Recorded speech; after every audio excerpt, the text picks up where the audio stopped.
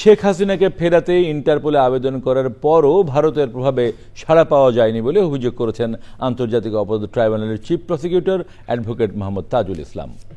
Channel আইয়ের সাক্ষাৎকার ভিত্তিক অনুষ্ঠান স্ট্রেইট কাটে এসে আওয়ামী লীগ নির্বাচনে অংশ নিলে বিচার তদন্ত বাধাগ্রস্ত হবে, আদালত চাইলে তাদের নিষিদ্ধ করতে পারে বলে মন্তব্য করেন। ঢাকার বাইরের ও যাত্রাবাড়ী থানার মামলাগুলোর তদন্ত শেষ করতে সময় লাগবে বলেও জানান এই আইনজীবী। রিয়াজ ইসলামের রিপোর্ট।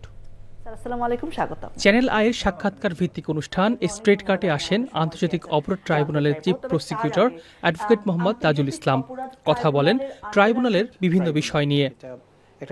সাবেক প্রধানমন্ত্রীকে ফেরানো নিয়ে চিফ প্রসিকিউটর বলেন, সাজা হলে তাকে আবারও ফেরত পাঠানোর জন্য ভারতের কাছে আবেদন করা হবে।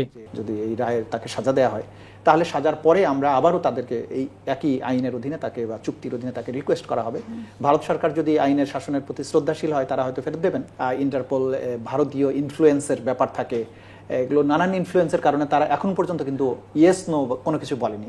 আওয়ামী লীগের নির্বাচন প্রসঙ্গে তিনি বলেন, আদালত চাইলে তাদের নিষিদ্ধ করতে পারে। যাদের বিরুদ্ধে ফরমাল চার্জ দাখিল করা হয়েছে ব্যক্তি হিসেবে তারা নির্বাচনের অযোগ্য হবেন।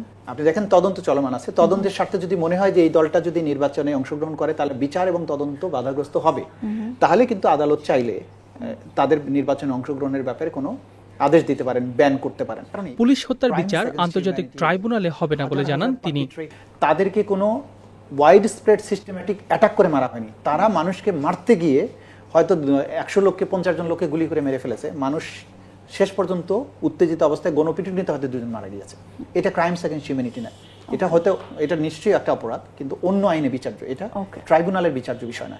গণমাধ্যমকে শেখ হাসিনার বক্তব্য প্রচার থেকে বিরত থাকার অনুরোধ করেন তিনি। তার কোনো বক্তব্য যদি বিচার প্রক্রিয়াকে বাধাগ্রস্ত করার জন্য হয়, সাক্ষীকে ভয়ভীতি দেখানোর জন্য হয়, তাহলে সেই বক্তব্য প্রচার করা যাবে না আইনের স্পিরিট অনুযায়ী। আদারওয়াইজ তার অন্য কথা প্রচার করতে বাধা নেই। রিয়াজ ইসলাম, চ্যানেল আই, ঢাকা।